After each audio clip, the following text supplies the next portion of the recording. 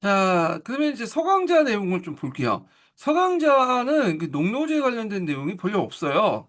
그래가지고 그 논문 형식으로 이제 됐기 때문에 그 밑에 이제 좀 자세한 내용이 좀 몇 개 있긴 있는데 임용 시험에는 그렇게 나올 가능성은 별로 없는 내용이거든요. 그래서 예전에 강의 때는 제가 그냥 건너뛰고 넘어갔는데 그래도 한 번은 좀 약간 볼 필요는 있어가지고 이번 강의 때는 좀 언급만 하고 그 다음 단계 넘어가겠습니다.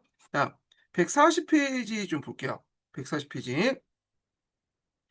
자, 여기 보면 이제 농노와 관련된 내용이 좀 나와 있는데, 이걸 좀 보겠습니다. 고대 로마 이래로 이제 법적 정통과 사회 통념에서 가장 뿌리 깊은 것은 자유민과 노예의 구분이었다. 네, 카로링거 시대의 라틴어 문서들에게서도 고대 노예를 가르쳐 세르부스 또는 망키피아라고 그는 용어를 그대로 쓰고 있다. 그는 태어날 때부터 주인의 소유물로서 원칙상은 소유권이나 배우자 선택권 및 친권, 제소권 등 일체의 이제 권리를 가질 수 없었으며 성직자의 서품을 받을 수 없는 등 일련의 결격성을 지닌 존재로 여겨졌다. 이렇게 그들은 이제 공동 공적 공동체와 법의 보호받게 있었던 사람이었다. 그러나 고대의 노화와 달리 이들은 이제 농노를 얘기해요. 그 인간의 영혼을 지닌 기독교인이었다. 네. 그래서 이제 또한 그 당시 이제 영주 집안에 거주하면서 직영제를 정착하는 간의 노예도 일부 있었지만 대개는 분가에 가족을 거느리고 영주가 떼어준 토지를 견작했으며 영주들은 주로 이러한 농민들의 부역을 이용해 자신의 직영지를 직접 경영할 수 있었다. 이들은 주인의 소나기에서 차차 벗어남에 따라 자유농민에 좀 더 가까워졌으며 자유민의 딸과 결혼한 일도 드물지 않았다.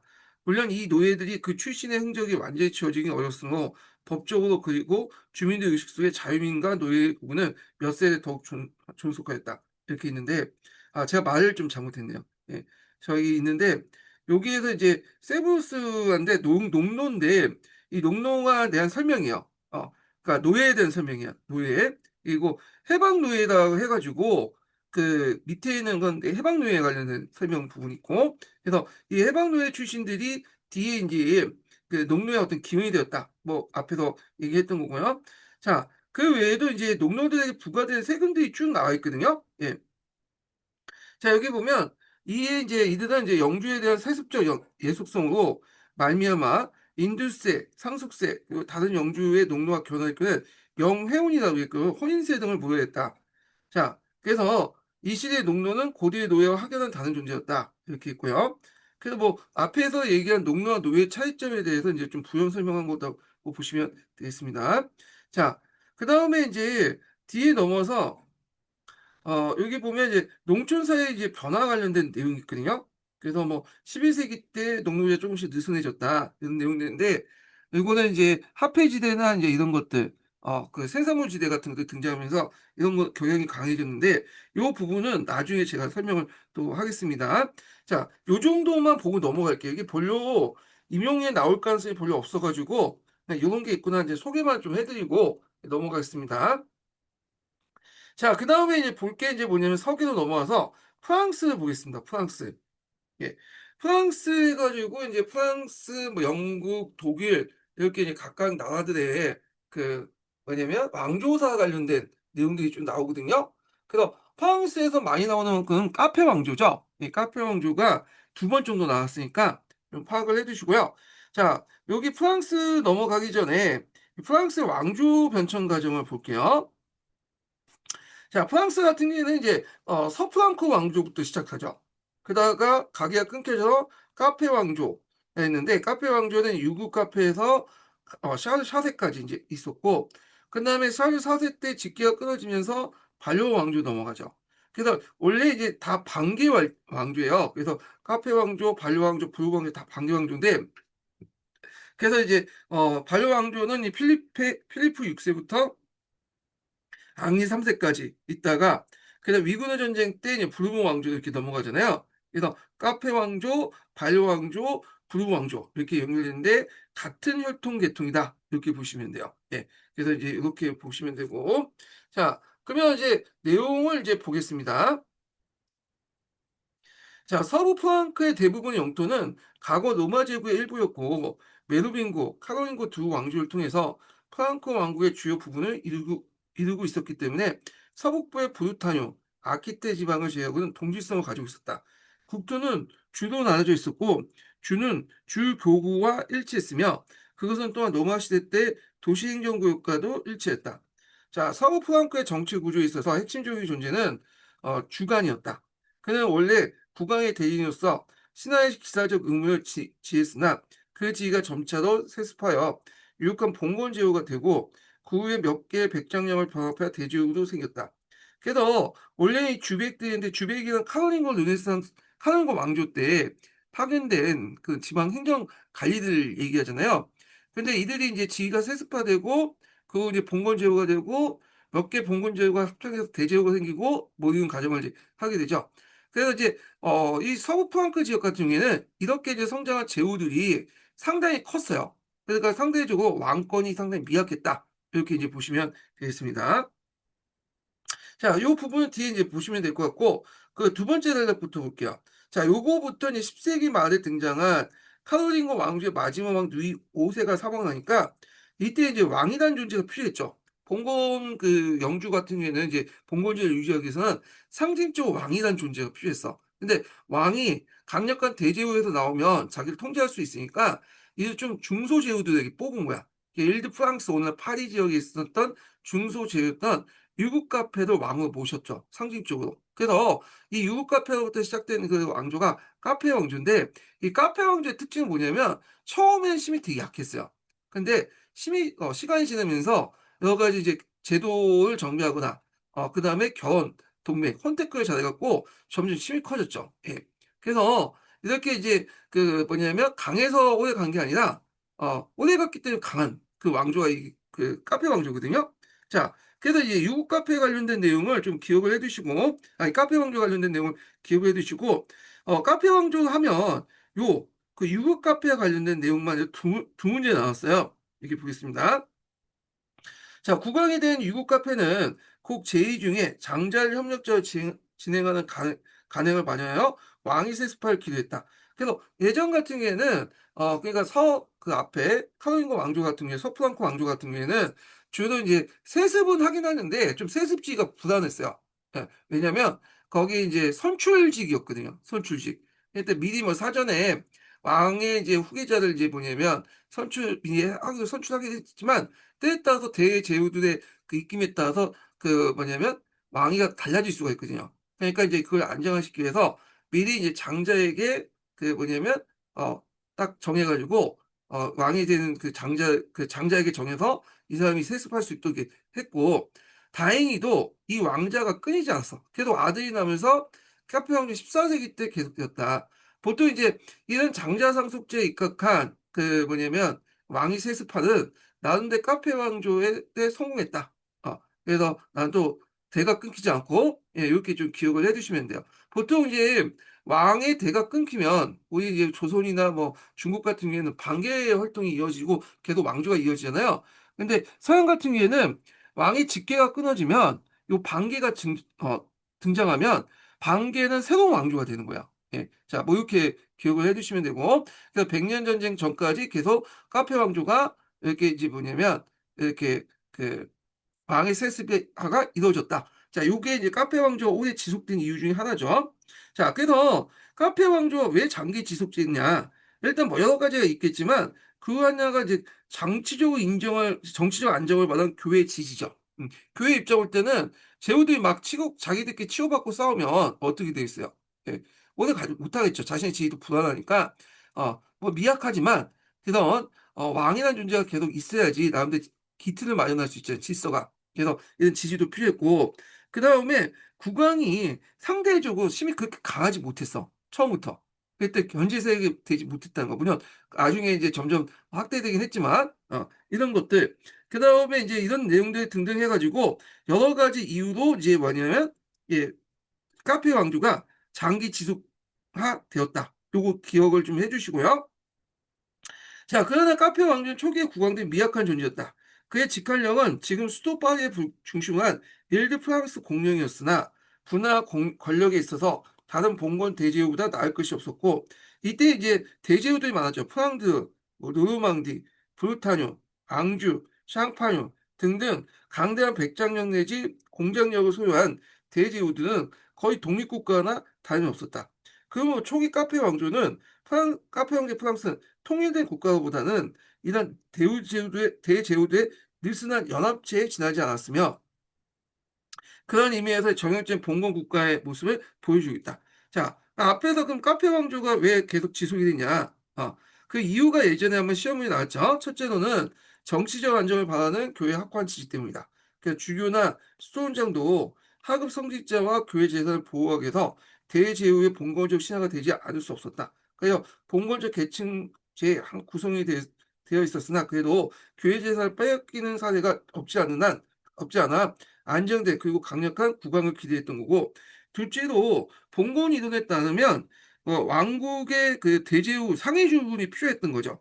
그래서 이 다른 그 대제후들은 자기가 왕이 되면 뭐냐면 그 다른 세력을 견제할 수 있기 때문에 좀 약간 약한 얘들을 선택해서 왕으로 이제 뭐냐면 이 얼굴마담을 해놨다 이렇게 보시면 되겠습니다. 자, 그래서 카페 왕조는 나름대로 이제 대제후 사이에 이제 권력 틈 안에서 역학관계상 나름대로 이제 뭐냐면 얼굴마담을 하기에 딱 좋은 그 왕조였죠. 왕권은 약하고 왕령지가 넘지 않아 무해한 존재였고 따라서 교회에서도 도유되어 성화된 국왕을 구태여 타도할 필요가 없었다. 셋째도 앞에서 왕의 세습이 간행으로 인정됐죠. 예. 그래서 왕위를 계승할 세자가 단수 없이 대를 이었던 것도 중요한 이유였다.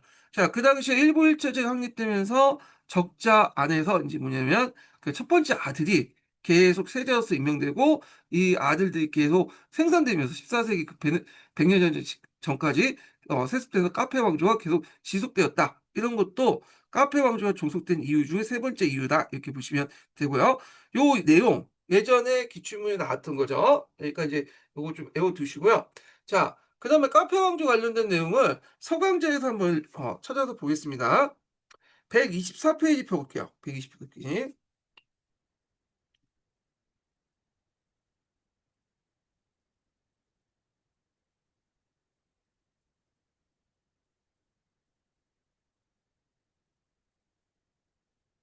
자, 여기 보면 이제 프랑스의 봉건 왕조 관련된 내용 있죠. 자, 이게 124페이지 맞네. 네. 천년에서 1300 사이에 프랑스와 잉글랜드 봉건 왕조는 중앙집권적 국가로 가는 제도적 장치와 이데올을 만들어가고 있었다. 왕권 강화를 위해서 프랑스와 잉글랜드 봉건 왕들은 안정적인 재정 수익을 확보하고 국왕에 충실한 관료 조직을 만들려고 했다. 그래서 이제 987년 카르스 왕조의 마지막 왕, 그 당시 루이 5세가 사망하자 전국적인 봉건 귀족과 그 다음에 이제 고위성직자는 위급 카페를 새로운 왕을 선출했다. 카페 왕조는 다행히 왕자가 끊이지 않아 1328년까지 유지될 수 있었고 카페 왕조의 초기 왕들은 왕권이 미약했다. 그래서 왕권은 왕의 직할제인 파리를 중심으로 한 일드 프랑스 지역에 국한됐고 부와 권력도 백장령이나 공장을 소유한 대제후보다 나을 것이 없었다. 네. 그래서 힘이 되게 약했던 거죠. 예. 그래서 이제 후에 이제 힘이 약했지만 지나가면서 시간이 지나면서 혼테크나 내부 정부를 통해서 점점 권한이 커졌죠.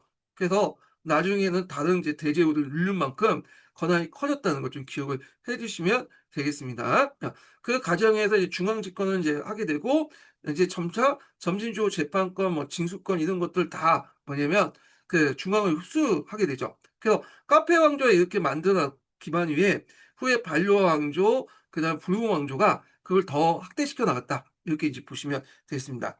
그래서 카페 왕조의 기틀을 마련했던 사람이 필립 2세 정도 이렇게 보는데 이 필립 2세 부분은 나중에 좀 다시 얘기하고요. 영국을 넘어가죠. 영국. 자, 영국은 이제 넘어가기 전에 잠깐 영국사 왕조 변천 과정을 좀 정리를 좀 해보겠습니다. 자, 영국 같은 경우에는 상당히 이제 그 프랑스보다 왕조 교체가 좀 빈번하거든요. 예. 그래서 요걸 좀 보면서 하겠습니다. 아이고,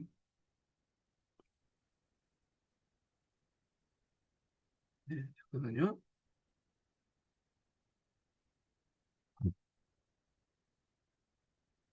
자, 영국 왕조의 이제 순서 볼게요. 자, 영국은 그전에 제가 잠깐 얘기를 했는데 켈튼족이 살고 있었잖아요. 켈튼족. 로마의 지배 아래 켈튼족이 살고 있었고, 이 켈튼족은 로마 반대한 애들이 피튼족이 돼갖고 북쪽으로 와서 스코트족과 결합돼서 이렇게 있고요. 이 스코틀랜드가 된 거고, 잉글랜드 지역, 그러니까 지금의 잉글랜드 지역을 얘기해요. 잉글랜드와 웨일즈 지역에서는 그 당시 켈튼족이 살고 있었다. 음, 켈튼은 브린트인이라고 하니 로마의 이제 노마된 이제 켈튼족이라고 보시면 돼요. 근데 이제 이때 누가 쳐들어왔냐면 앵그르 섹슨 왕조가 섹슨족이 살았죠. 덴마크 지역에 살았던 이제 민족 집단인데 쳐들면서 여기에 딱 들어오니까 살기가 편하거든요. 정착을 했어. 그래서 앵그르 섹슨 친왕조를 만들죠. 그럼 아까 이제 브리트인들은 어디 갔냐? 얘들은 이제 웨일즈 지역으로 갔고요. 얘네들이 정착한 것은 오늘날 잉글랜드 지역이죠. 잉글랜드. 네. 그래서 앵글색스너, 앵글로를 만들어 사용하는 지역에서 잉글랜드가 지역이 있죠. 예. 자, 그럼 여기에서 우리가 영국사라고 하지만 엄밀히 말하면 초창기 때 영국사는 잉글랜드 역사라고 보시면 돼요. 잉글랜드.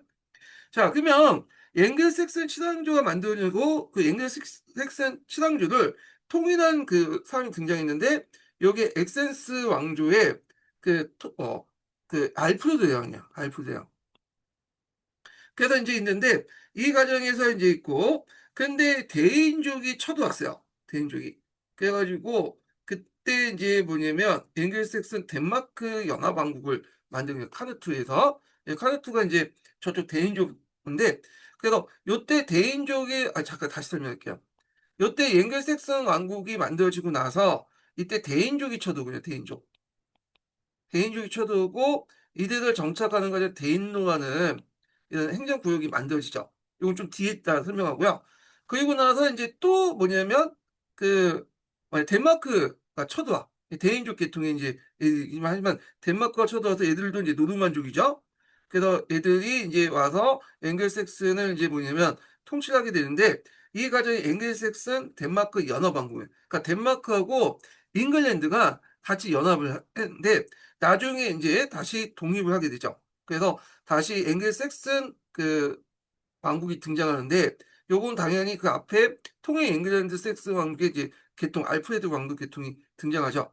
자, 거기다가 이제 있다가 왕위 계승 분쟁이 터지고 나중에 이제 노르만 왕조가 등장하게 되죠. 그 노르만 왕조가 이제 이들 물리치고 하는데 이건 나중에 좀 설명하고요. 그리고 노르만 왕조가 등장하고 나서 플랜테지네트 왕조가 등장해요. 예. 그래서 요것도 이제 그 프랑스 계통 왕조죠. 그래서 노르만 왕조하고 플랜테지네트 왕조는 요 뭐냐면 프랑스 계통의 왕조다 이렇게 보시면 될 것 같고요. 근데 이제 말년에 그 레커스가 요코가가 막 싸우잖아요. 그래서 결국에는 투도가로 통합이 되고 그 다음에 스투어트 왕조가 된 다음에 하노버 왕조가 빅토리아 왕까지 하고 빅토리아 여왕은 여왕이기 때문에 이 북의 쪽은 왕위가 계승이 안 돼요. 모계 쪽으로 계승이 되는 거죠. 아니 북의 쪽으로 계승이 모계 쪽 왕위가 계승이 안 되죠. 그 북의 쪽으로 계승되기 때문에 빅토리아 여왕의 이제 뭐냐면 그 남편이 어떤 사람이냐면 그 저 작센 집안의 어떤 그 공국 그예요. 그런 왕은 아니지만 그 아들 딸들이 그 계승이 된 북의 쪽을 계승하기 때문에 이걸 이제 하노버 왕조라고 하지 않고 작센 코브노코 고타 왕국 왕가라고요.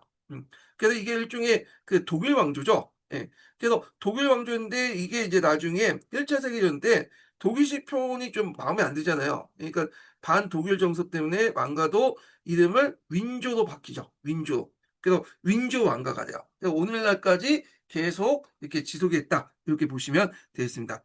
그래서 오늘 살펴볼 곳은 어디냐? 여기 앵글색슨 친왕조부터 해가지고 대통령 앵글색슨 왕국이 됐다가 다시 덴마크 연합왕국, 그 다음에 여기 다시 알프드 왕국 계승된 여기 정도 이렇게 볼 거예요. 그래서 이렇게 있는데 잠깐만요. 예, 이렇게 있고 원령까지 여기 노무현 왕조까지 이제 좀 보겠습니다. 예. 그래서 이제 이렇게 있는데 요게 상당히 좀 복잡해요. 요 예전에 한번 또 시험 문제 나왔기 때문에 요걸 제가 여기 이제 그 서양사 개론만 보고는 뭐 이해가 잘 안 되는 부분들이 있어요. 그래가지고 요 내용을 좀 약간 다른 자료를 보강해가지고 기출문제 분석에서 적어놨거든요. 요걸 이제 좀 읽고 나서 이제 좀 보겠습니다. 자, 우리가 이제 계층만족 이동 관련된 내용은 이제 좀 얘기했고요.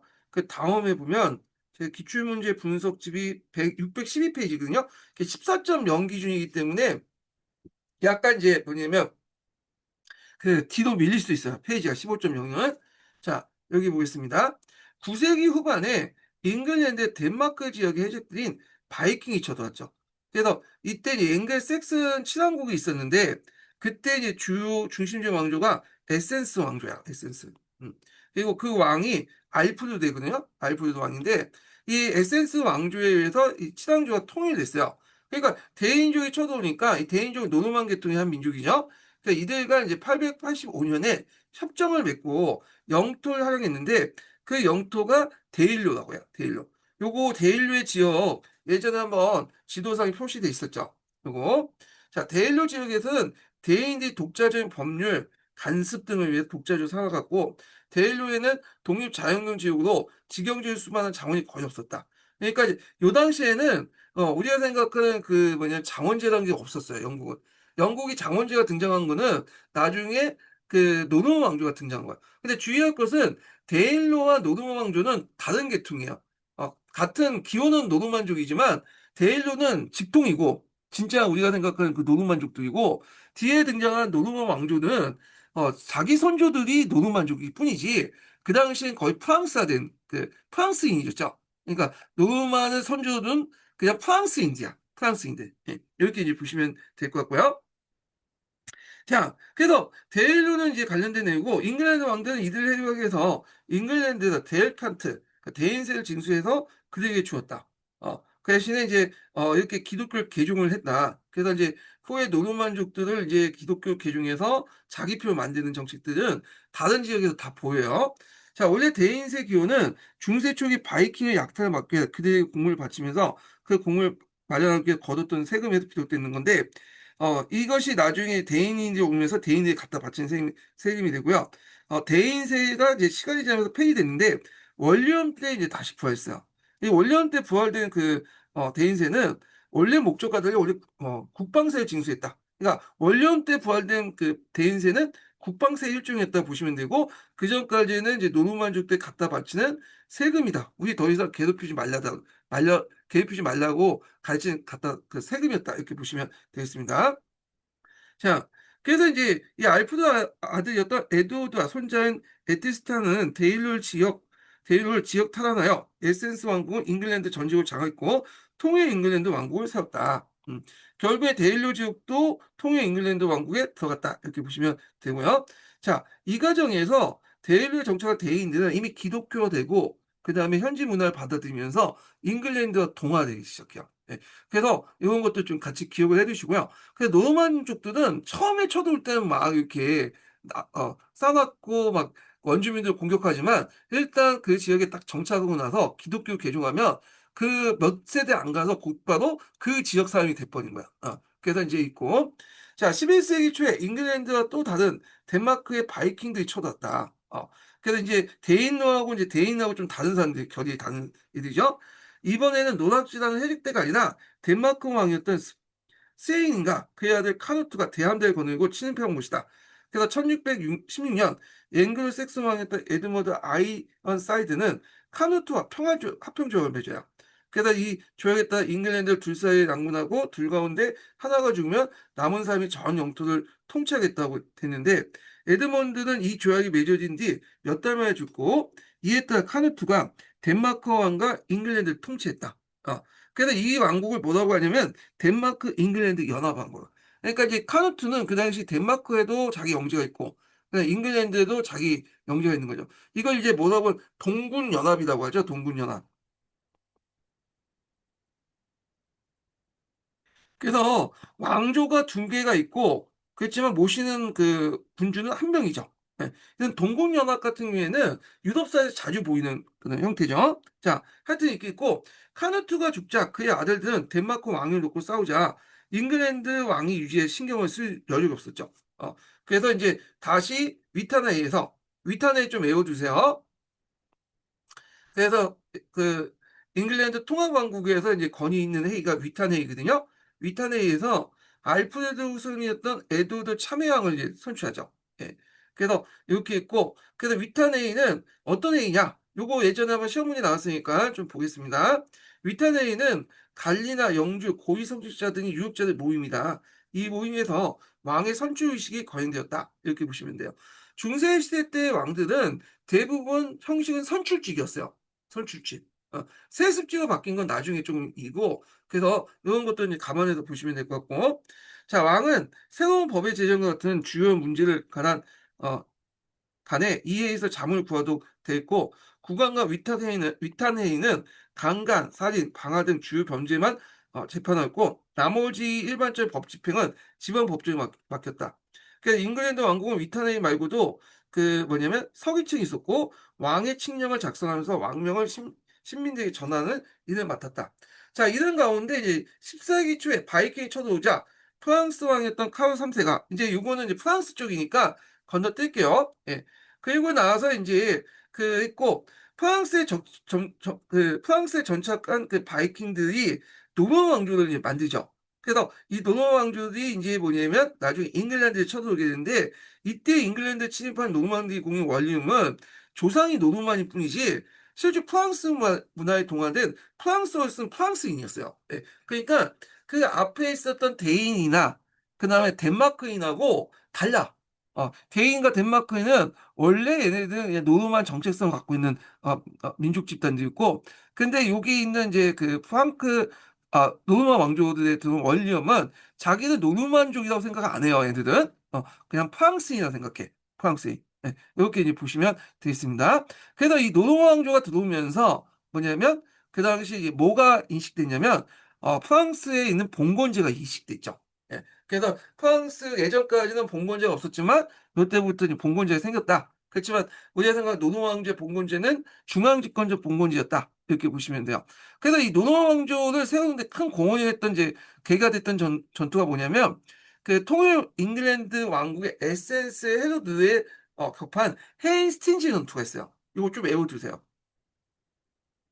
자, 이 헤이스팅즈 전투가 그 예전에 한번 11년 기출문제인가요? 11년 기출문제 때 한번 지도상으로 표시해갖고 나온 문제거든요. 예. 그래서 이제 이런 내용들 좀 기억을 해두시면 되고요. 자, 그래서 노르만 왕조까지 그 앞에 있는 앵글색슨 칠왕조, 대인주의 공격, 알프레드 계통의 그 통합 잉글랜드 왕국, 그 다음에 잉글랜드, 덴마크 연합왕국, 이런 것들 좀 설명을 했습니다. 자, 그러면 이제 서양사 개론을 이제 보겠습니다. 자, 앵글색슨족은 여러 왕국을 건설했고, 그, 건설하고 있던 영국이 통일된 왕국으로 이제 발전된 거는 9세기에서 10세기 초 거쳐서 대인주의 침략에 대한 저항 과정이었다. 자, 이때 이제 대인주의 쳐들어오면서 그 당시 에센스 알프레드 대왕이 이제 그들과 뭐냐면 협정을 맺었죠. 그리고 나서 또 뭐냐면 그들에게 땅을 내줬잖아요. 이 데일로라는 땅이잖아요. 그렇지만 그 알프레드 대왕의 후손들은 이 데일로를 이제 다 뭐냐면 통합이 됐죠. 그러면서 알프레드 계통의 왕조가 통합 잉글랜드 왕조를 만들었다. 이렇게 기억을 해두시면 돼요. 자, 하여튼 그 알프레드 대왕이었으며 그는 대인족과 이제 평화 협상을 맺고 재건에 노력했으며 학예 부흥에도 관심을 가졌다.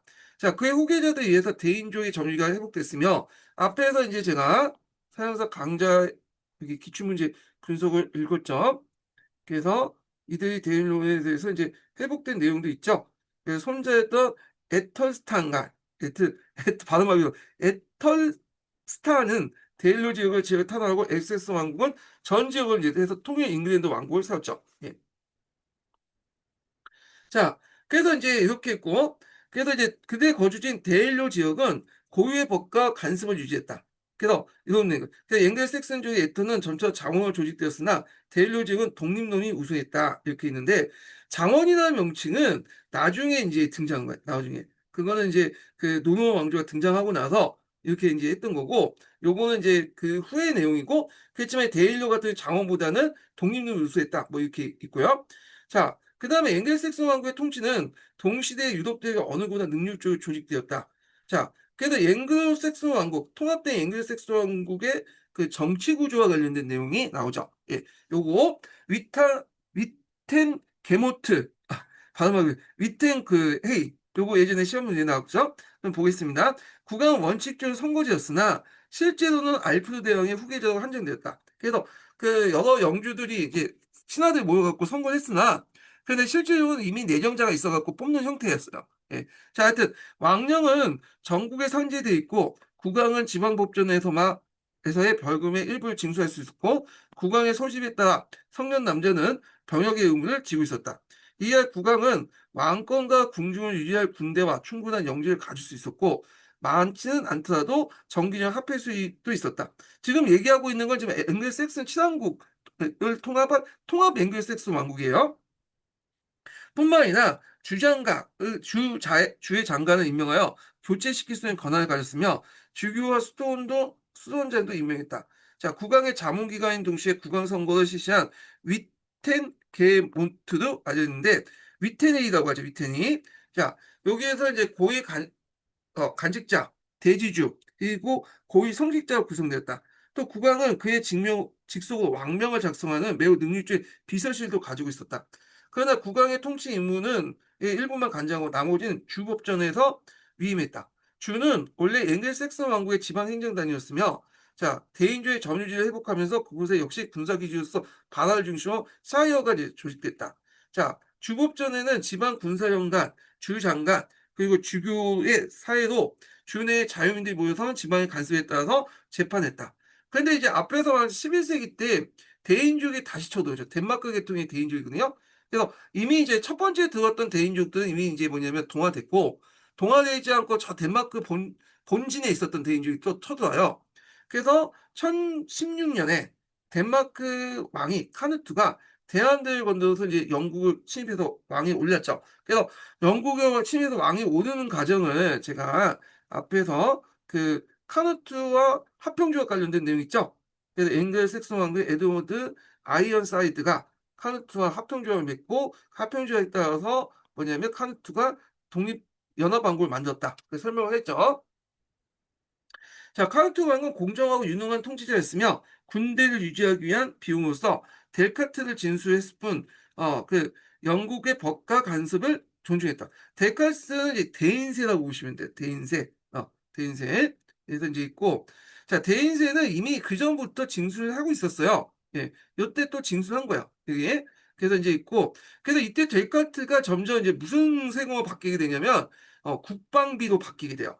국방비. 그래서 그 후에도 계속 이제 이렇게 나중에 그 원리엄 때도 이제 국방비 명목을 거는 거죠. 그 전까지는 뭐냐면 대인족이 쳐들어올 때 갖다 바치는 이제 세금인데 이때부터 조금씩 이제 국방세 의무를 바뀌면서 그 후도 계속 국방세 의무로 이제 의미가 바뀌어졌다. 이렇게 기억을 해두시면 되고요.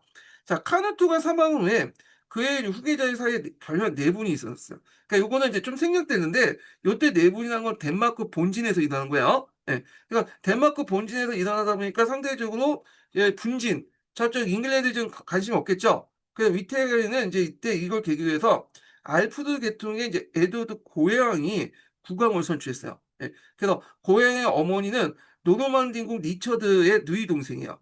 예. 그래서 카누트 치세 때 고해왕은 노르망디 궁정을 머물렀다. 자, 이러한 혈연 관계로 고해왕이 이제 후계자 없이 사망하니까 그의 외삼촌이었던 이제 그 외사촌이었던 노르만디공 월리엄이 자기가 왕위 계승자가 건이 있다 하면서 어, 등장하게 된 거죠. 그래서 원래는 월리엄은 그 뭐냐면 왕위 계승권이 없어요. 왜냐면 샬리카 법에 의하면 부계혈통이 이어지는 거지 어머니 중에 머계혈통은 넘어가지 않거든요. 예. 그래서 모계 쪽은 관련돼 있어도 알프레드 대왕이 이제 그 계통일 수도 부계혈통이 아니잖아요. 자기는 이제 자격이 없는데도 불구하고 있다고 이제 끝까지 이제 우기는 거죠. 그래서 이제 그때 그 위탄회에서 이제 선출된 에센스는 앞에서 이제 알프가 원래 그 있었던 곳이 에센스 그 백작령이었거든요.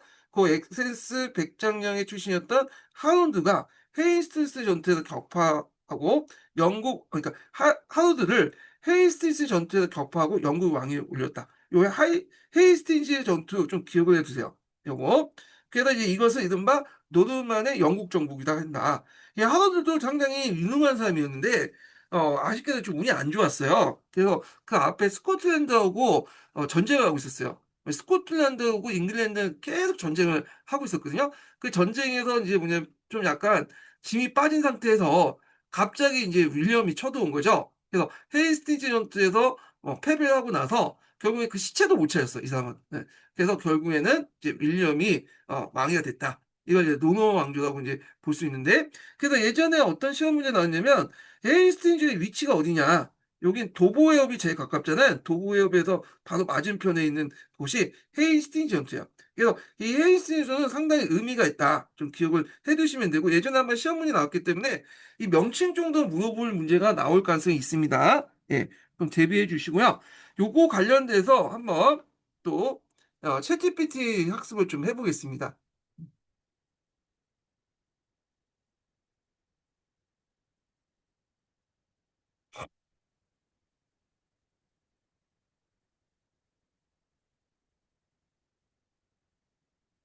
어, 영국사에서 1066년에 헤이스팅스 전투가 일어났잖아. 그때 그 윌리엄이 크게 승리해가지고 노르만 왕조를 이제 연 그 전투가 있잖아.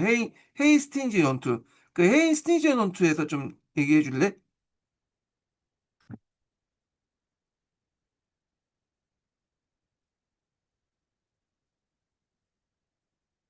이거 왜 안 하지? 봐도 잠깐 다시 할게요.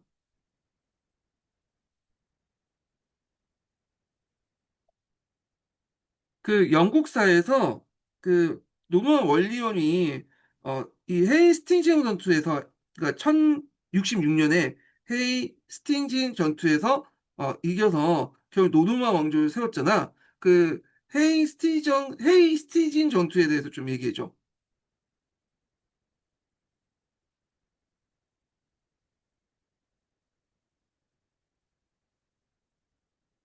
좋아. 아주 흥미로운 주제다. 근데 너가 말한 헤이스팅진 전투는 아마 헤이스팅스 전투를 말하는 것 같아. 네. 발음이 좀 비슷해서 그렇게 들린 것 같아.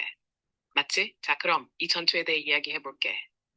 헤이스팅스 전투는 1066년 10월 14일 잉글랜드 남동부의 헤이스팅스 근처에서 벌어졌어.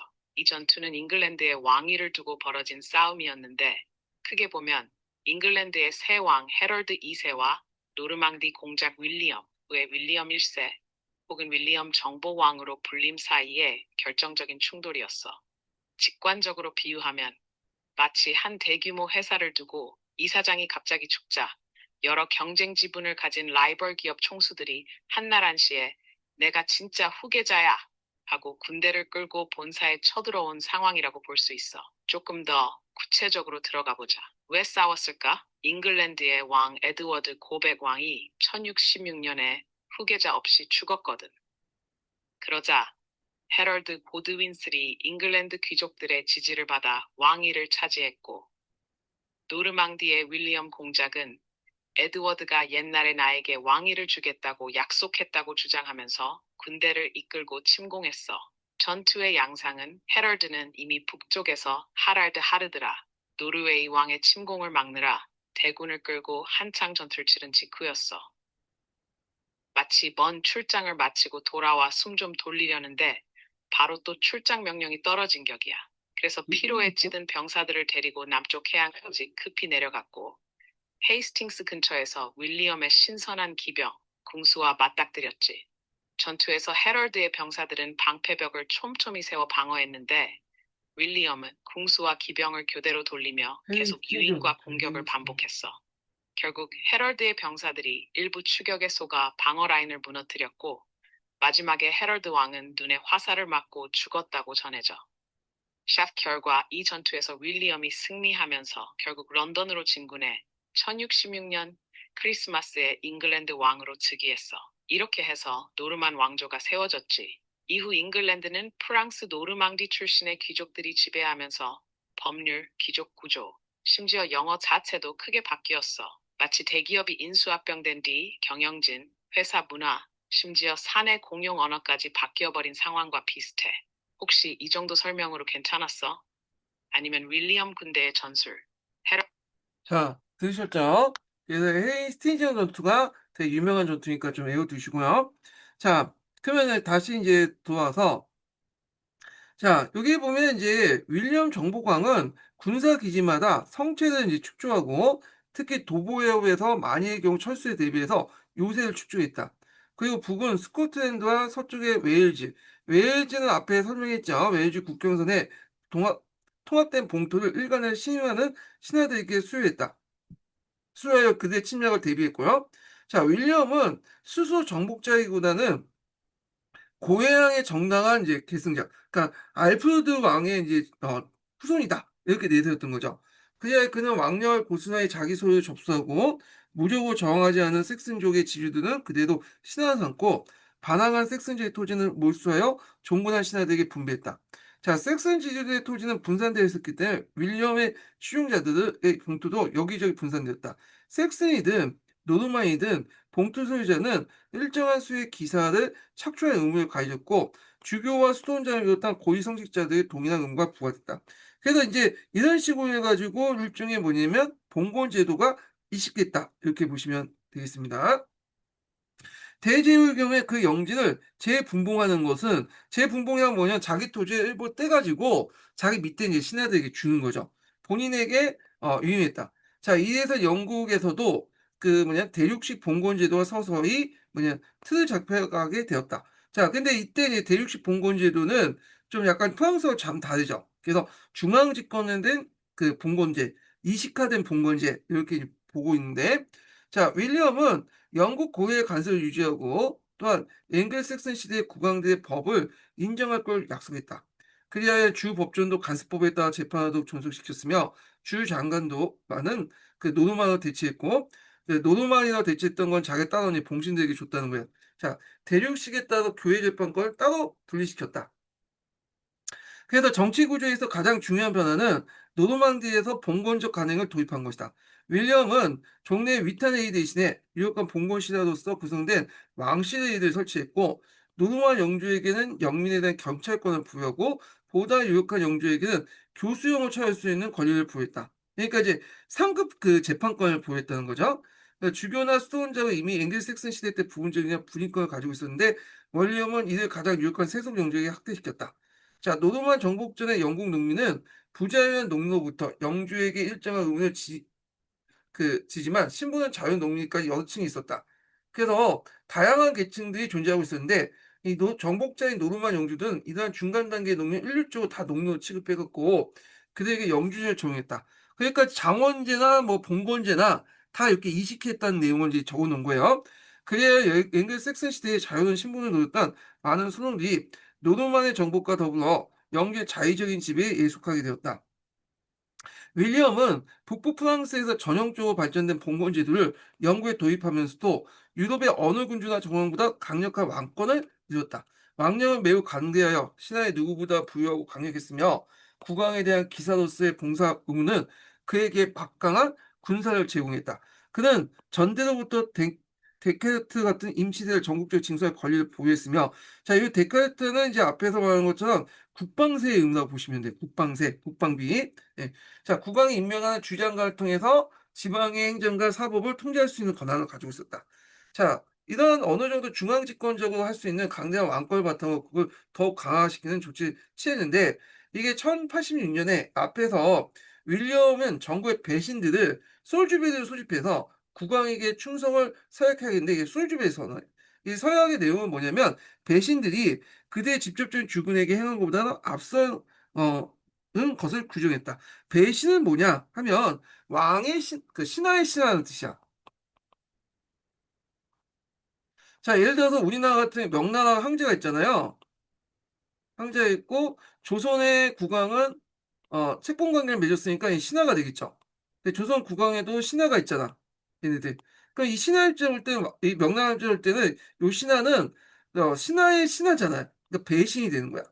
마찬가지로 상위 군주가 있으면 그 백작이니 공작이니 상위 군주가 있으면 그 밑에 또 남작 자작 있고 그 다음에 또 밑에는 기사들이 쭉 있을 거 아니에요. 자, 그러니까 그 밑에 있는 그 얘들은 일종의 상위 영주의 이제 그 어, 신하겠죠. 그렇지만 왕의 입장을 볼 때도 신하의 신하죠. 그러니까 이게 배신이 되는 거야. 그래서 배신의 경우엔 자신이 직접적인 주군하고 만약에 왕이 싸울 경우에는 직접적인 주군을 편드는 게 아니라 왕한테 봉사할 군대를 파견해야 된다. 이렇게 서약을 한 거죠. 예. 그래서 이런 식으로 한 것이 솔즈베리 서격이다. 이렇게 이제 보시면 될 것 같고요. 자, 그다음에 이제 또한 윌리엄은 망명 위원들을 각 주 법전에 보내요. 각 지역의 자원에 관한 상상한 보고를 이제 작성했는데 이걸 그 유명한 돔주데이북이죠. 돔주데이북. 그래서 이 돔주데이북을 해갖고 토지 대장을 편찬해서 징자의 행정에 자료 삼았다. 그래서 가구 총량의 가구 수에 있는 재산까지 다 파악을 했다. 이게 이제 일반적으로 프랑스식 봉건제에서는 있을 수 없는 일인데 이런 걸 했다는 거죠. 그래서 이런 돔주데이북 같은 경우에는 그 당시에 또 어떤 영향, 그 당시에 가세자로 바탕을 했기 때문에 가세자이기 때문에 나름대로 그 당시 사회사나 경제에서 알 수 있는 상당히 중요한 또 사회 역할을 해요. 그래서 이렇게 이제 그 돔주데이북이나 솔즈베리 서약은 이게 프랑스식 봉건제를 마냥 이식한 게 아니라 이걸 영국식으로 이제 뭐냐면 개조했다. 이렇게 보시면 되고 윌리엄이 그렇게 할 수 있었던 게 윌리엄은 정복왕이기 때문에 무역을 통해서 그 지역을 정복했기 때문에 그렇게 이제 뭐냐면 중앙집권적 봉건제도를 실시할 수 있었다. 이렇게 보시면 되겠고요. 이 돔주데이북 같은 경우에는 이 교과서에도 나오기 때문에 시험 문제에 나올 가능성이 많아요. 이 부분은요. 네. 그래서 돔주데이북 같은 걸 좀, 챗 GPT 학습을 통해서 좀 더 살펴보기도 하겠습니다.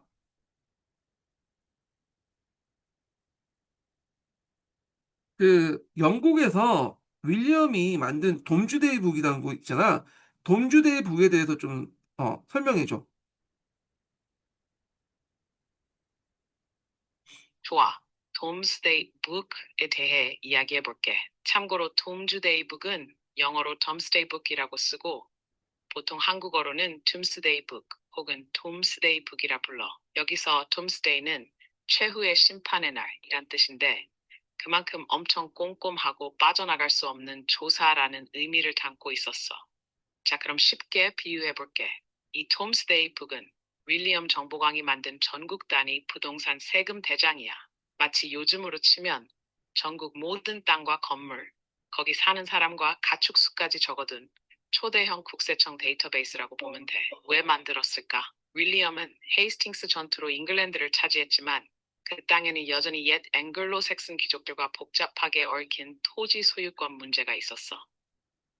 또 전쟁을 하려면 세금이 필요했는데 어디에 얼마만큼 과세할지 제대로 파악이 안 되면 곤란하잖아. 그래서 1086년에 즉 헤이스팅스 전투가 있던 해로부터 딱 20해 뒤 국가 차원의 대규모 토지 조사를 명령했어. 어떻게 조사했나? 윌리엄은 전국을 수십 개 구역으로 나누어 왕의 조사관들을 파견했어. 그들은 지방재판정에서 배심원들을 소집해 아래 같은 것을 죄다 물었지. 이 땅의 주인은 누구인가? 언제부터 소유했나? 얼마나 넓은가? 농민 및 농은 몇 명인가? 소, 돼지, 양은 몇 마리인가? 얼마만큼 세금을 낼 수 있는가? 즉, 마치 오늘날 국세청 감사관이 마을마다 들러 당신 재산, 작년 소득, 가족 수, 소유 자산 모두 알려주세요 하고 꼼꼼히 적어간 셈이야. 이 방대한 결과를 두 권의 두꺼운 책으로 만들었어. 이게 바로 덤스데이 북이야. 그래서 이걸 바탕으로 윌리엄은 누가 얼마나 땅을 가졌는지, 그 땅에서 어느 정도 수확과 세금을 거둘 수 있는지 확실히 파악했지. 왜 이름이 돔스데이 심판 북일까? 사람들은 이 조사를 두고 이 책에 기록된 이상 더 이상 변명도 통하지 않고 마치 최후의 심판에서 재산이 죄다 까발려지는 것과 같다고 생각했어. 그래서 톰스데이라는 이름이 붙었지. 재미있게 말하면 톰스데이 북은 중세판 엑셀 스프레드시트야. 노르만 왕이 새로 인수한 잉글랜드 주식회사의 모든 자산, 인력, 세수 구조를 이 책 하나로 통제할 수 있었던 거지. 혹시 더 궁금해? 예를 들어 실제 그 톰스데이 자, 그래서 이제 바꿔요. 자, 이와 같이 원리엄의 권력이 강대해짐에 따라서 그 당시 제후들 사이에 긴장 상태가 조성되었고, 윌리엄은 이제 그, 윌리엄은 강력한 왕권을 그대로 유지할 뿐만 아니라 가능하면 이들보다 더 강화하려고 했고, 영국의 제후들은 적어도 노르만 귀족들 같은 그 정도라도 왕권부터 독립성을 얻으려고 했다. 정보강은 이러한 제후들을 통제하는 데 성공했으나 그 후기에 저는 반드시 그렇지 않았다. 이렇게 있고요. 자, 그래서 있고, 서양사 강좌를 좀 보겠습니다. 서양사 강좌 보기 전에 두 번째 인증번호 알려드릴게요. 두 번째 인증번호는 55번입니다. 두 번째 인증번호 55번이에요. 자, 사회가 강조한 내용을 이제 좀 볼까 합니다. 자, 몇 페이지 펴보시냐면, 125페이지, 127페이지 펴보세요. 이게 127페이지인가? 125페이지네요. 예, 심의해가지고, 125페이지 있습니다.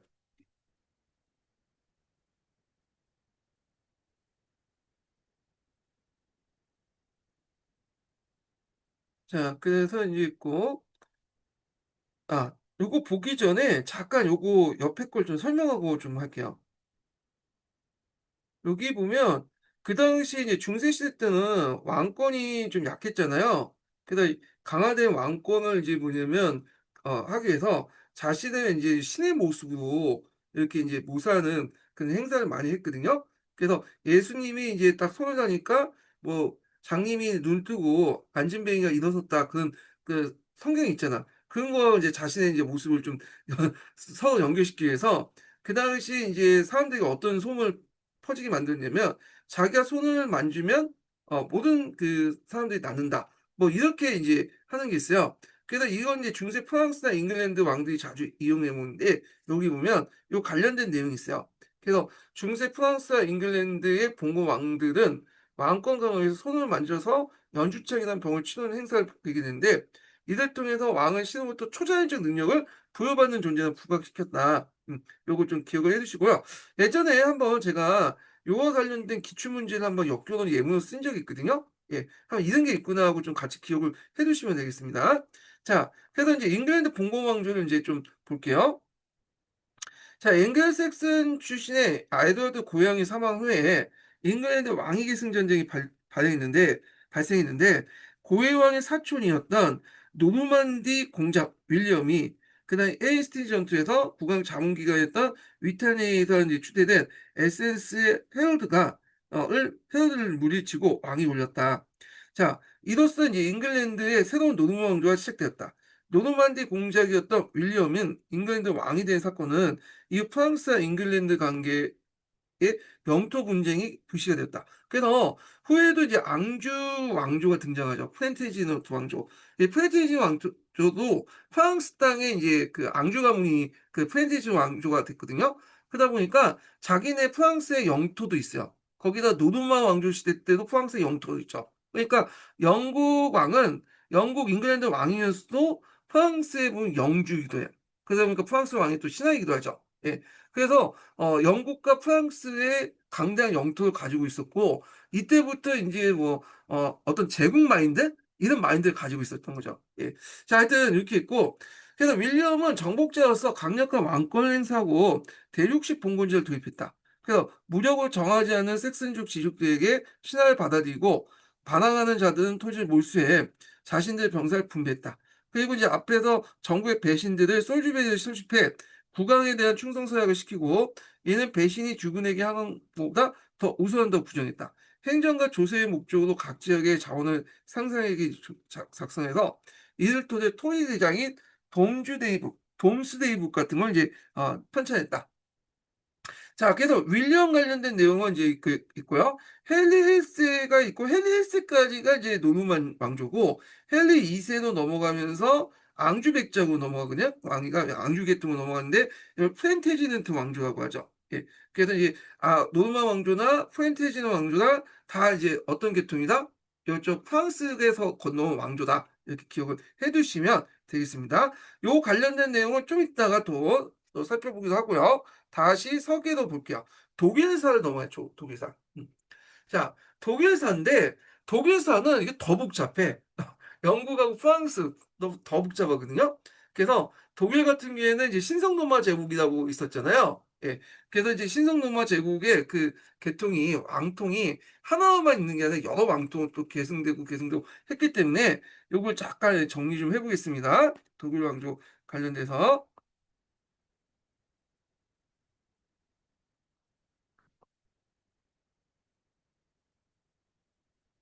자, 독일 같은 경우에는 이제 무슨 왕조가 있었냐 하면 초창기 때 이제 신성 로마 제국의 기존을 본 거예요. 작생 왕조가 있었어. 물론 독일도 예전에 이제 돈프랑코 왕국이 있었는데 가게가 끊어지고 작생 왕조가 등장했는데 작생 왕조에서 이제 대표적인 왕이 오토 1세죠. 오토 1세 때 로마 제국의 간을 받았는데 예전에도 말했지만 오토 1세 때 뭐냐 신성 노마 제국가 불렸던 건 아니에요. 그렇지만 그 오토 1세부터 보통 이제 신성 노마 제국이 소급해서 이제 불려지기 시작해. 하여튼 작생가가 이제 등장했고 그 후에 이제 살레르 왕조도 등장했고요. 그래서 이제 있고 그 다음에 이제 벨페가 공가와 호헨슈타우가 싸우다가 결국 호헨슈타우펜가가 승리하게 되죠. 그래서 이제 그 프리드 1세부터 호헨슈타인족을 창건하게 됐다. 이렇게 되고 실제로 신성로마 제국이라고 이제 불려지기 시작한 거는 프리드 1세 때부터 보시면 돼요. 예. 그래서 독일 신성로마 제국의 어떤 기틀을 마련했던 사람이 프리드 1세다.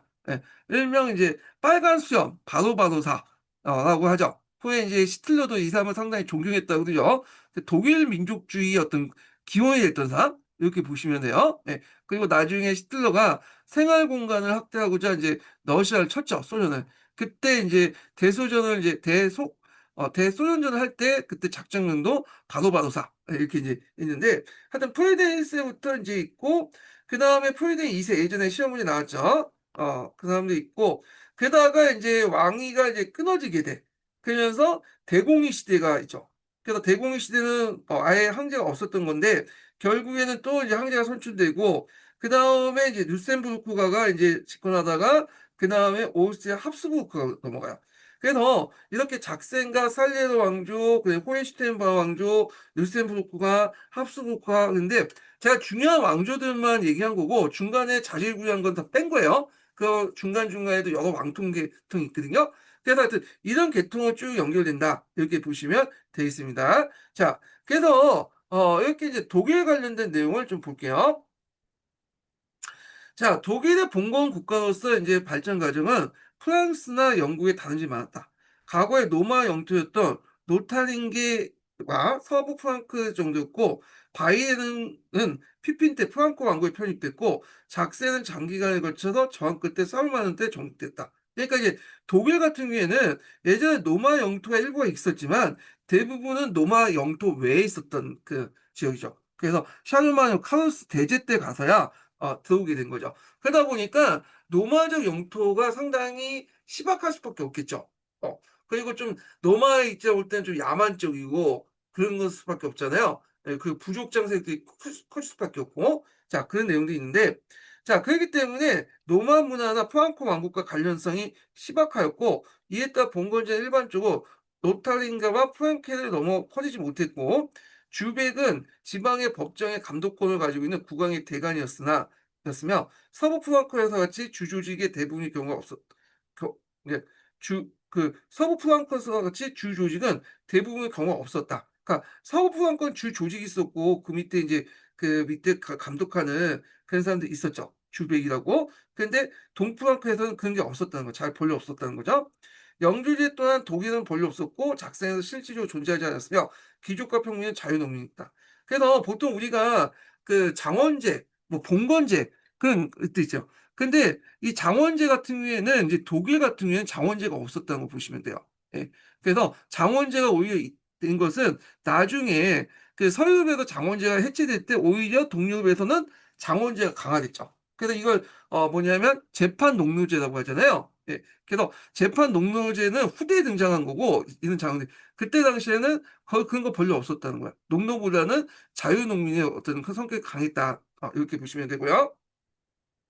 자, 9세기 중엽에는 동부 프랑크에서 카로링고 계통의 왕조가 이제 쇠퇴하자 프랑켄, 작센, 슈바베 등 바이에 등 다른 독일을 구성한 주요 부족들은 과거의 독립적인 지위를 확보하겠고 이러한 부족자의 족정을 공이라고 칭했으며 이 부족 공세이죠. 그들의 권력은 원청은 대토지 소유와 그들의 영토 내에서 군사적 지도자로서 영리에 미친 영향이었다. 그래서 이들 부족공은 왕령을 잠식하고 왕령이라는 건 이제 그 동부 프랑크 지역에 있었던 왕실을 얘기해요.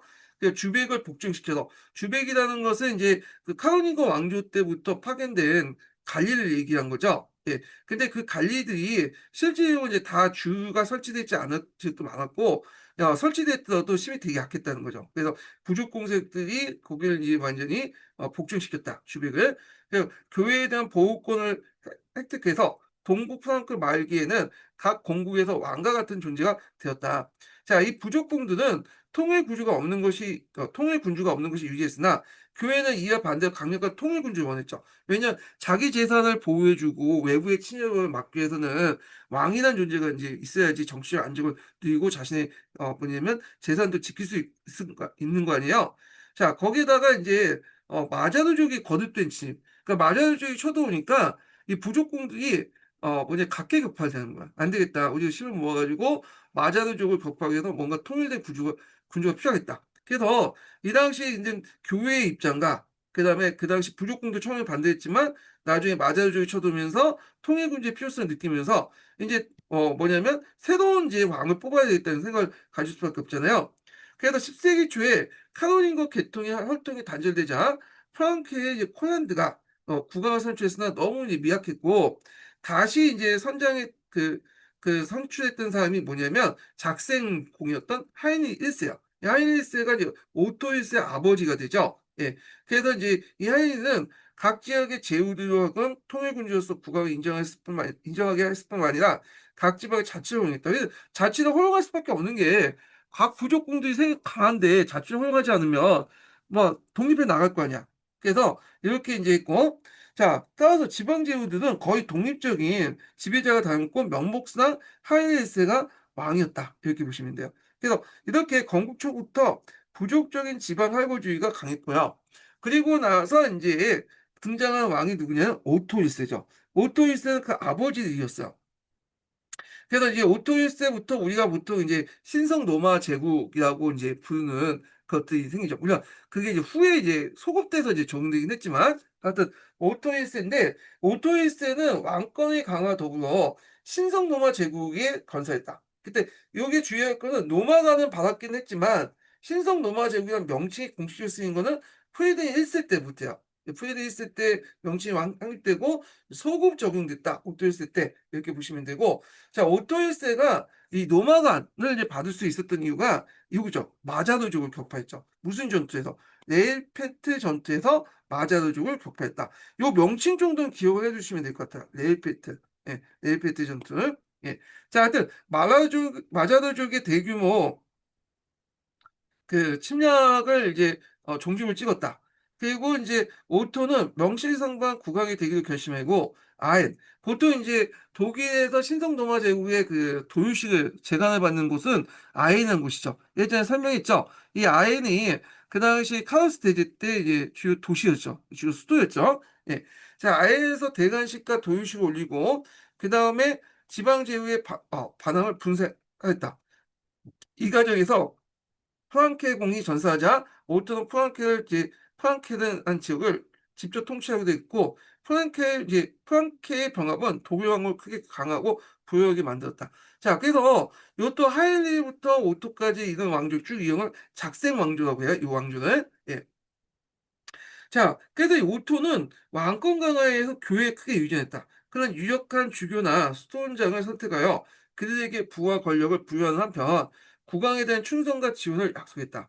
그러니까 프랑스와 영국의 국왕도 성직자 지원을 유지한 바 컸으나 특히 독일에서는 다른 언어보다 교회는 왕권의 주된 보유가 되었다.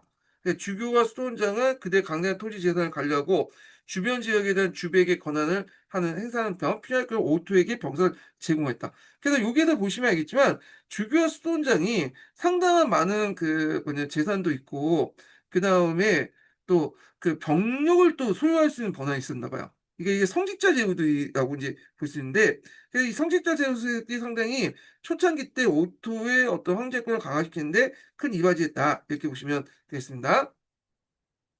그 오토는 작생은 이제 오토의 본가죠. 작생과 교회로부터 병사를 얻어 막강한 군사력을 유지할 수 있었다.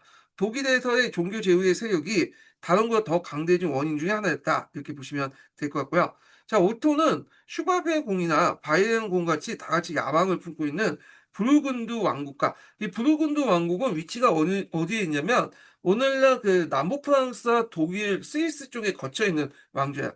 부르근드족이 세웠던 왕조인데 하여튼 부르근드 왕국과 롬바디아 지역. 롬바디아 지역은 이탈리아 북부 이탈리아 지역인데 노마를 가기 위해서는 이제 통로가 됐던 지역이죠. 그래서 역대 뭐냐면 역대 독일 황제들이 이 롬바디아 지역을 어떻게든 먹으려고 했던 거예요. 예.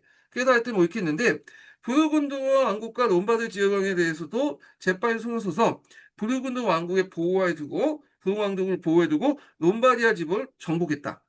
그래서 정복 사업을 했는데 이게 정복했다가 거기에서 롬바디아 동맹이 만들어서 다시 뭐 독립했다 또 공격했다 깨지고 하는 것이 독일 중세사의 어떤 특징이야. 예. 그래서 하여튼 이렇게 있는데 이는 이제 군대를 보내고 로마를 진군할 교회부터 제거를 받았다. 그래서 이 롬바디아 지역을 약보해야지 교황으로부터 교황을 통제할 수 있고 교황으로부터 로마 재간을 받음으로써 자신의 권한을 신성로마 황제의 어떤 그 권한을 정당화시킬 수 있죠. 그러다 보니까 후에 이제 뭐 다 그런 건 아니지만 상당수 독일 황제들이 어디에 관심 있냐? 독일 국내보다는 이탈리아를 그 로마에 관심 있어. 로마 교황을 자기 밑으로 두르고 그러다 보니까 로마 교황에게 직접적 영향을 미치는 그 통로 역할을 하는 그 로마가 할 수 있는 로마가는 통로 역할을 롬바디아 평원을 어떻게든 장악하려고 했다 이렇게 보시면 되겠습니다. 일종의 그 당시 중세 독일 황제들의 루틴이에요. 네. 그래서 로마를 장악하려고 했고 그 길목이던 그 당시 롬바디아 지방을 먹으려고 했다. 이렇게 보시면 되고요. 자, 그래서 이제 이른바 독일 국민의 신성 로마 제국이 성립되었으며 독일의 공황은 동시에 황제를 겸하게 됐다. 자, 이래서 이제 어떤 특징이냐? 국민적이고 특수한 왕권과 세계적인 보편적인 황제권을 가지게 된 거. 그러니까 독일의 왕이면서도 또 로마의 황제가 된 거죠. 그래서 독일이 하나의 특이한 면을 보여주고 있다.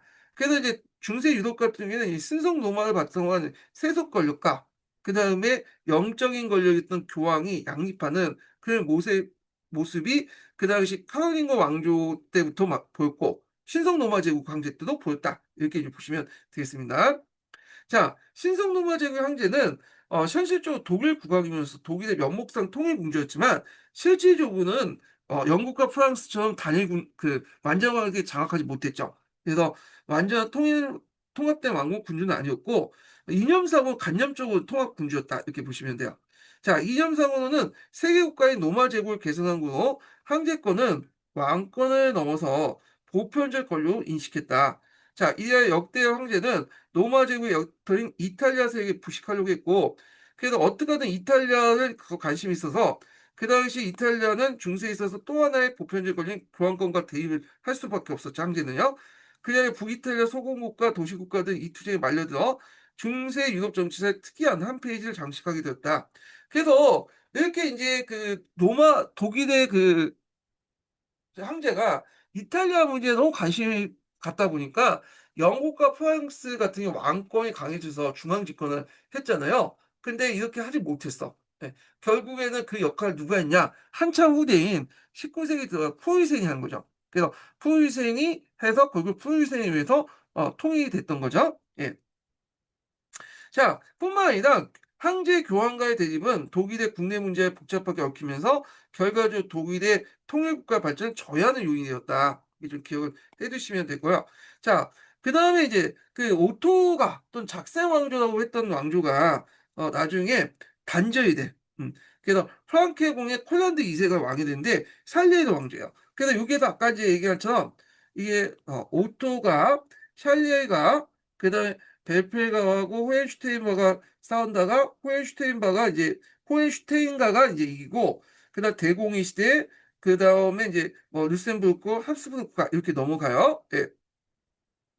자, 살리아 왕조가 시작되었다. 작생 왕조는 부족공의 세력을 억제하기 위해서 종교 제후의 세력을 신장시켰으나 다른 한편 각 공국의 부족공에 대항할 만한 새로운 세속 제후들을 이제 키웠는데 그 결과 독일 역사를 프루스텐이라고 한다. 이 발음이 좀 정확하게 보는데 프루스텐이라고 이제 하는 계층이 형성됐다.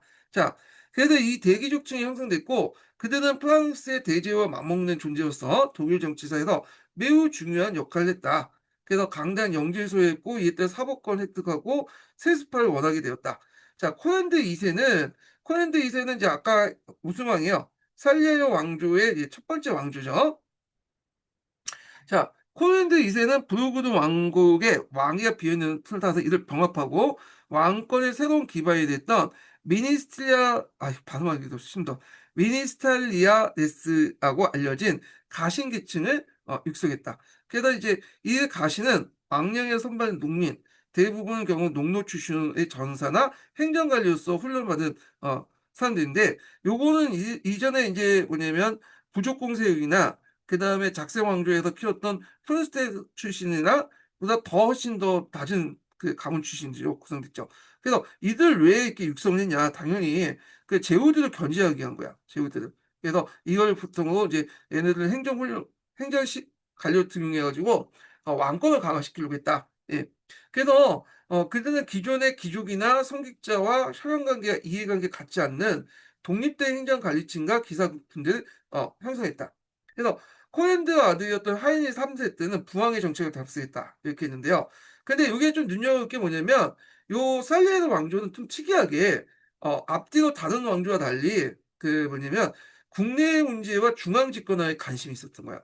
다른 왕조들은 주 이탈리아 문제에 관심이 있었잖아요. 근데 이들 살리에르 왕조들은 좀 특이하게 이탈리아 문제보다는 좀 중앙 집권적인 어떤 모습을 띄었다. 그러니까 국내 문제에 더 관심 있고 자녀 세력 기반을 독일에서 어떻게든 확대시키려고 했는데 요거는 다른 왕조와 특이한 그 살리아노 왕조의 특징이야. 예, 다른 왕조는 그렇지 않았거든요. 자, 그래서 코엔드 아들 이제 사일 3세는 부왕의 정책을 답습했고 그 왕권의 세력 기반을 확장하기 위해서 남북 작전의 튜링게와 성체를 축조했고 슈바프의 왕력 출신 가신의 들로 하여금 이들을 지키겠다. 자, 이런 왕권 강화 정책은 제후들로 하여금 왕권을 독립하고 있던 작센의 제후들이 강한 반대 부닥쳤으나 제후들 특히 이제 작센 제후들이 강력히 반대 부닥쳤으나 가신들은 오직 국왕에만 충성할 뿐 작세의 귀족들에게 일말의 공간도 가지 않았다. 자, 하이든 3세는 유능한 군주로서 교회 개혁 운동에서 공감을 표명했고 이때 교회 개혁 운동은 나중에 좀 얘기할게요. 여기. 자, 그래서 신흥 대귀족이었던 프로스트인의 왕권 강화 정책 무기인가 교회의 지지로 1646년 독일 전체에 평정하는 데 성공했다. 같은 해 그가 노마에서 재간을 받을 때 독일 왕권의 권세와 위협은 한 정점에 도달했다. 이렇게 이제 보시면 되겠습니다. 그래서 독일 왕조, 그러니까 작세 왕조와 살리에르 왕조까지 이제 좀 봤고요. 작세 왕조와 살리에르 왕조는 뭐 나올 가능성이 없긴 하는데, 일단은 이제 한번 읽어봤습니다. 같고요. 요즘에는 독일 중세사 부분이 좀 많이 나오더라고요. 예, 그래서 독일 중세사도 좀 꼼꼼히 볼 필요 있어. 예전에는 독일 근현대사가 좀 나왔는데 최근 독일 중세사도 나오니까 거길 좀 꼼꼼히 읽어보시고요. 그 다음에 이제 서강자 관련된 내용을 좀 보겠습니다. 서강자 관련된 123페이지 볼게요. 여기가 앞부분인가? 음. 자, 신성 로마 제국 황제 관련된 내용 보겠습니다. 자, 476년 게르만족에 의해 서로마 제국이 멸망한 후에 서유럽에서 제국이라는 칭호와 황제권은 몇 세기 동안 사라졌다. 그러다가 이제 800년 12월 25일 로마 교황청에서 프랑크족의 이제 카루스가 소노마 제국의 황제도 즉위하면서 소노마 제국은 명목상 부활했지만 카오스 사후 명목적인 제국마저 사라졌다. 다시 황제라는 칭호와 제국을 부활시킨 것은 작센 출신의 오토 1세였다.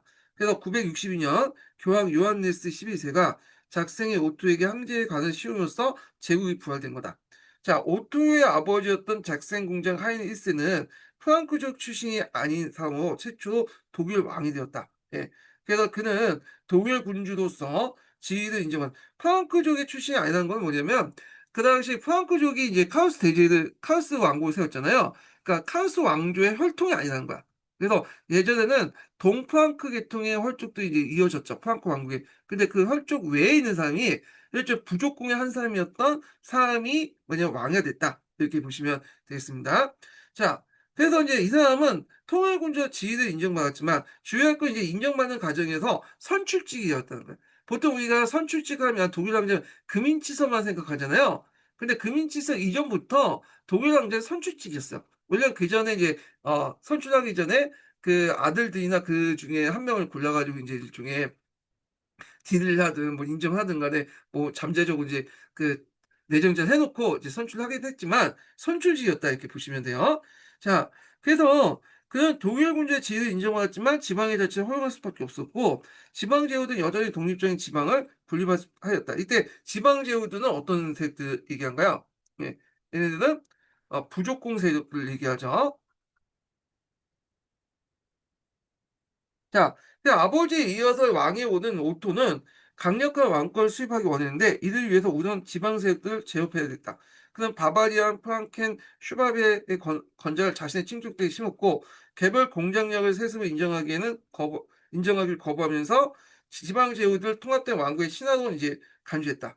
그리고 952년 이탈리아 침공에 자신의 이탈리아 왕을 선포하면서 강력한 군주로서 위상을 가시했으며 955년 네이페트 전투에서 마자르족을 격파하면서 국경선을 더욱 안정화시켰다.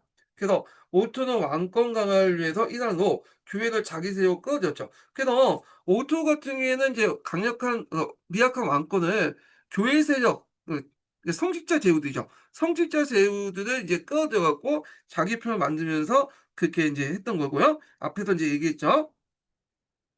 그래서 이 오토는 주교와 수도원자들의 부와 권력을 부여하면서 이들부터 충성과 지지를 이끌어냈고 961년 요한네스 11세의 원조 요청은 오토의 오랜 소망인 황제관을 얻을 수 있는 기회였다. 오토는 교황의 요청을 받아서 그 대가로 962년에 신성 로마 제국 황제를 받았다. 근데 요한네스 11세가 왜 원조 요청을 했을까요? 이거와 관련된 내용이 여기 적혀 있지 않는데 잠깐요. 요거 물어볼게요. 그러니까 무엇 때문에 원조를 요청했는지 그냥 안 나와 있어.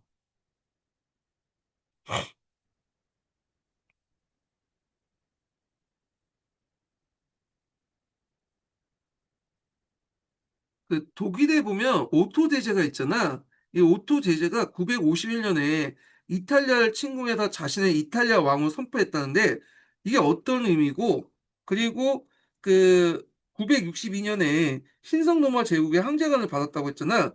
그때 이제 뭐냐면 교황의 요청을 들어준 그 대가로 받았다고 하거든. 그때 교황의 요청이 무슨 내용이야?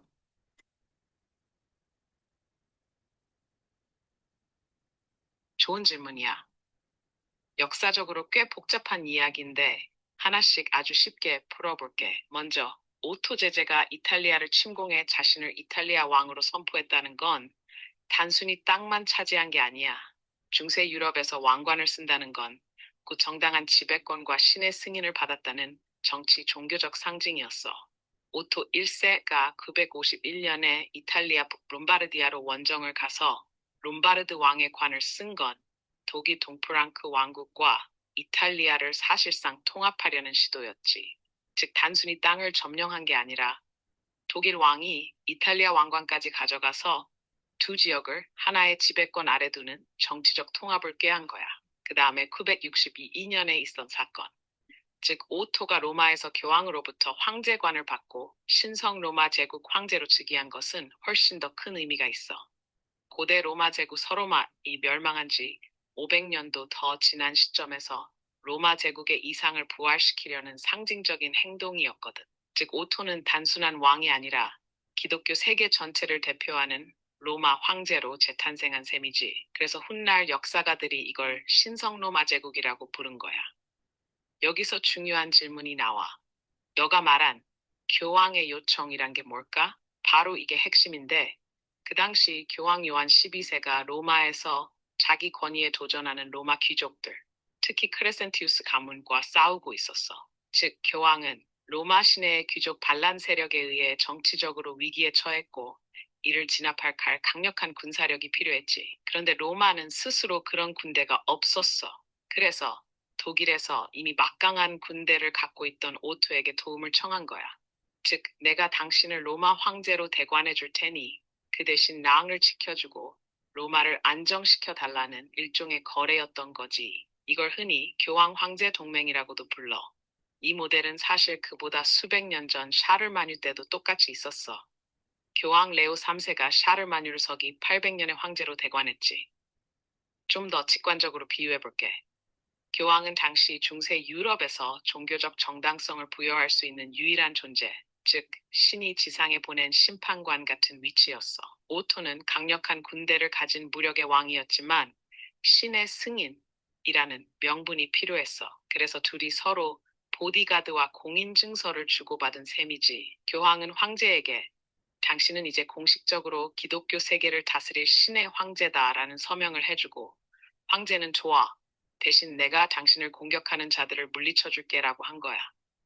자, 이제 네가 얼마나 이해했는지 확인해 보고 싶은데 몇 가지. 자, 여기 잘 들으셨죠? 그래가지고 일단 이탈리아 침공에서 자신이 이탈리아 왕으로 한 것은 이탈리아 지역을 장악하겠다는 의지의 표현이고, 교황의 요청을 들어준 대가는 뭐냐면 로마의 귀족 가문하고 교황하고 싸우고 있었는데 그때 군사를 필요하니까 교황에게 군사적 원조를 해줬다. 그래서 이때부터 교황과 황제 간의 어떤 협력 모델이 형성됐는데, 이거는 이미 카로lin거 왕조 때부터 만들어진 거죠. 그래서 이때 재판돼가지고 다시 부활했다, 이렇게 보시면 되겠습니다. 자, 하여튼 이때 이제 황제관을 받았고요. 오토는 교황령의 존재를 인정하는 대가로 어떤 교황이든지 자신의 동의 없이 선출할 수 없다고 선언했다, 이렇게 이제 보시면 되죠. 그래서 교황의 어떤 선출권을 자기가 이제 가지려고 했다는 거죠. 예.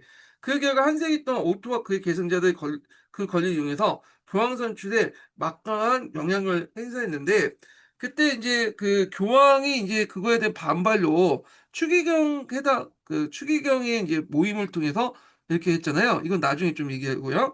자, 이것은 오토 왕조 황제들은 그들의 계승자에게 로마 제국이라는 꿈과 교황을 황제에 예속시키는 정통의 유산을 남겼다, 이렇게 이제 봤습니다.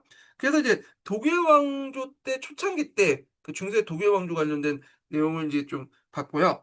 그 다음에 그 밑에 이제 덴마크 해가지고 뭐 여러 이제 그 북유럽 삼국이 있거든요. 요거는 다음 시간에 한번 읽어보기로 하겠습니다. 자, 오늘 강의 수고하셨고요. 예, 다음 주에 뵙겠습니다.